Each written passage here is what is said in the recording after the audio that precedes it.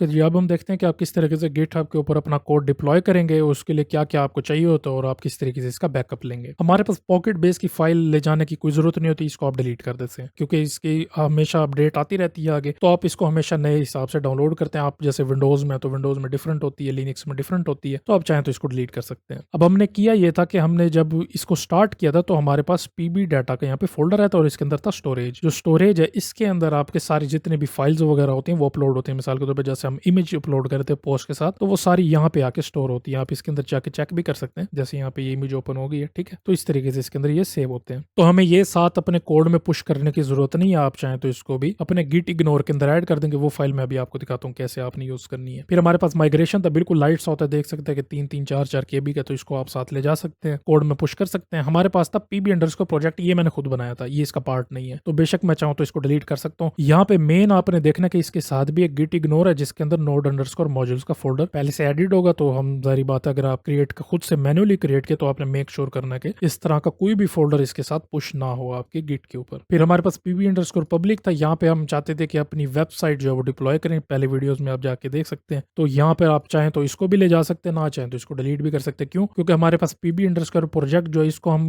Build करते हैं तो ये वाली फाइल हमारे पास आती थी। तो आप चाहें तो बेशक इसको यहाँ पे ना लेके जाए, बाद में बिल्ड करके फिर इसको यूज कर सकते हैं। सेम फोल्डर में यही नाम देना है आपने, तो इसके अंदर ये यूज कर सकेंगे आप। तो अब VS कोड ओपन कर लेते हैं। ये VS कोड आगे यहाँ पे मैं फाइल बना लेता हूँ डॉट गिट इग्नोर। ये गिट इग्नोर की फाइल हमने क्रिएट कर लिया। अब हमें ये डॉट .exe वाली फाइल भी नहीं चाहिए, तो यहाँ पे आप लिख दें पॉकेट बेस। अच्छा, अक्सर लोग क्या करेंगे, गलती करेंगे, वो यहाँ पे दे देंगे डॉट .exe क्योंकि वो विंडोज पे है, और अगर वो लिनक्स के ऊपर अपलोड कर रहे हैं इसको तो उसके ऊपर यहाँ पे डॉट .exe एंड में नहीं आता। तो आप यहाँ पे एक और डॉट .exe हटा के भी कर सकते हैं। एक और तरीका यहाँ पे स्टार लगा देंगे, जिसका मतलब है कि अगर पॉकेट बेस किसी भी फाइल के नेम में आता है तो वो ना हो, यानी कि हमारे साथ यहाँ पे रूट के अंदर जो भी फाइल हो वो साथ अपलोड ना हो। फिर हमने करना होता है यहाँ पे पीबी अंडरस्कोर डाटा के अंदर से जाके स्टोरेज को रिमूव करना होता है। अब होता यह है कि आप इसका सेपरेट बैकअप लेते हैं अगर आपके पास स्टोरेज है, और यह कि बाकी डाटा जो आप अपलोड कर चुके होते हैं, जैसे पोस्ट क्रिएट कर चुके होते हैं, वो इसके साथ ही होता है। ये माइग्रेशन के अंदर और डाटा के अंदर ही ये साथ अपलोड होता है। ठीक है, इसको सेव कर देते हैं। अब मिसाल के तौर पर अगर आपके प्रोजेक्ट्स के अंदर पहले से गिट इग्नोर नहीं था तो वो आप यहाँ पर भी लिख सकते हैं कि वो नोड मॉड्यूल्स का फोल्डर जो वो स्किप कर दे। अगर मैं इस पर क्लिक करता हूँ तो यहाँ पे पहले से ये सारी जो है ये लिखा हुआ, तो ये बिल्कुल ठीक है, इसके में स्किप करने की जरूरत नहीं है। मैं चाहूँ तो बाकी ये पीबी अंडरस्कोर पब्लिक को भी यहाँ पे ऐड कर सकता हूँ। क्यों? क्योंकि मैं बाद में इसको चाहूँ तो बिल्ड कर सकता हूँ जो हमारे प्रोजेक्ट के फोल्डर में, और इसको यहाँ पे डिप्लॉय कर सकता हूँ। तो मैं यहाँ से पीबी अंडरस्कोर पब्लिक को भी स्किप कर देता हूँ। अब कुछ लोग कंफ्यूज हो रहे होंगे कि ये अगर हम साथ नहीं लेके जाते तो हमारी वेबसाइट डिप्लॉय नहीं होगी। अगर आप चाहते हैं तो इसको रख सकते हैं कि यहीं, तो ये है कि अगर आप यहीं पे ही कमांड रन कर लेते हैं npm run build इस प्रोजेक्ट के अंदर जाके, ये अवेलेबल हो जाते हैं, इसको बाहर ले आके यहाँ पे साथ रख लेते तो फिर तो ठीक है, फिर कोई इशू नहीं है। बेशक आप फिर इसको ना ही लिखें तो ठीक है। अच्छा, एक ये हो गया। अब दूसरा तरीका जो है ना वो भी आपने लाजमी करना है साथ, अगर आपने बैकअप लेना है। तो बैकअप लेने के लिए आपने अपने पॉकेट बेस में जाना है, यहाँ पे जाना है सेटिंग में जाके बैकअप में यहाँ पे आप इनिशियलाइज कर सकते हैं। तो आपके पास एक फाइल अवेलेबल होगी जो कि आपके प्रोजेक्ट के अंदर यहाँ पे इस बैकअप्स के अंदर आके स्टोर होगी। ये देख सकते हैं कि खाली है। तो एक ये भी तरीका है आपका बैकअप लेने का। दूसरा ये है कि आप जितनी भी आपके पास कलेक्शन है इसके अंदर ना, जैसे टेबल्स बने हुए हैं इसके अंदर, कॉलम्स हैं सारे कलेक्शन के अंदर, सॉरी टेबल मैंने कह दिया, कलेक्शन के अंदर यहाँ पे कॉलम्स है सारे। तो ये आप अगर आप एक्सपोर्ट करते हैं तो इसके साथ एक्सपोर्ट हो जाएंगे। देख सकते हैं कि सिलेक्ट ऑल कर सकते हैं। यहाँ पे जितने भी कलेक्शंस आपके पास बने हुए हैं ये सारे यहाँ पे आ रहे हैं, और इनके अंदर जो जो टाइप है कॉलम की वो सारी के साथ आ रही है। आपने क्या करना है कि इसको सिलेक्ट करना है, या स्क्रॉल डाउन करके नीचे दिया हुआ डाउनलोड एज जेसन, इसको डाउनलोड करके इस फाइल को अपने पास रख सकते हैं। अब मिसाल के तौर पर आप जितने भी बाकी फोल्डर है सारे डिलीट कर देते हैं, लेकिन आपके पास अगर ये वाला डाटा, तो आप इसको सिंपली यूज करके अपने कलेक्शन वापस ला सकते हैं। फिर आप ये करेंगे, यहाँ पे इंपोर्ट कलेक्शन पे क्लिक करेंगे और यहाँ से लोड फ्रॉम जेसन जो आपने फाइल एक्सपोर्ट की होगी इसको यहाँ पे इंपोर्ट करेंगे, या डायरेक्ट कॉपी पेस्ट भी कर सकते हैं इसके अंदर। तो ये आपके जितने भी कलेक्शन होगी दोबारा क्रिएट हो जाएंगी। ठीक है जी, तो ये तरीका था, इस तरीके से आप बैकअप लेते हैं अपने पॉकेट बेस का और गिट के ऊपर डिप्लॉय करते हैं।